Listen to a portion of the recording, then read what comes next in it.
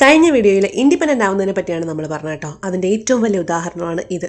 നേരെ ചൊവ്വേ ഒരു ചമ്മന്തി പോലും അരയ്ക്കാൻ അറിഞ്ഞൂടാത്ത ഞാനിപ്പോൾ ബിരിയാണി വെക്കുകയാണ്. അങ്ങനെ എൻ്റെ ലൈഫിലെ ഫസ്റ്റ് പ്രോൺസ് ബിരിയാണി. പക്ഷെ നല്ല സക്സസ്ഫുൾ ആയിരുന്നു കേട്ടോ.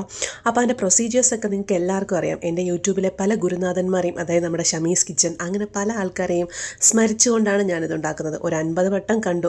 ആദ്യം ഞാൻ ബിരിയാണി വെച്ചപ്പോൾ കഞ്ഞിവെള്ളം പോലെ ആയിരുന്നു. എനിക്കറിയില്ല, കുക്കിങ്ങിൻ്റെ ടിപ്സൊന്നും എനിക്കറിയില്ല. ആ ചെമ്മീൻ ക്ലീൻ, അതിൻ്റെ മുതുകില ആ സാധനം ക്ലീൻ ചെയ്യുന്ന പോലും എനിക്കറിയില്ലായിരുന്നു. പിന്നെ ഓരോരുത്തരുടെ ടിപ്സ് കണ്ടാണ് അതെല്ലാം മനസ്സിലാക്കി. മുന്നേയും പല സ്ഥലത്ത് ജോലി ചെയ്തിട്ടുണ്ടെങ്കിലും എൻ്റെ ഒപ്പം ഒരുപാട് ആൾക്കാരുണ്ടായിരുന്നു, എനിക്കറിയാവുന്നവരും കുക്കിംഗ് നല്ലവണ്ണം അറിയാവുന്നവരും. അതുകൊണ്ട് തന്നെ പാചകമെല്ലാം അവർ നല്ല വൃത്തിയായിട്ട് ഡീൽ ചെയ്തു.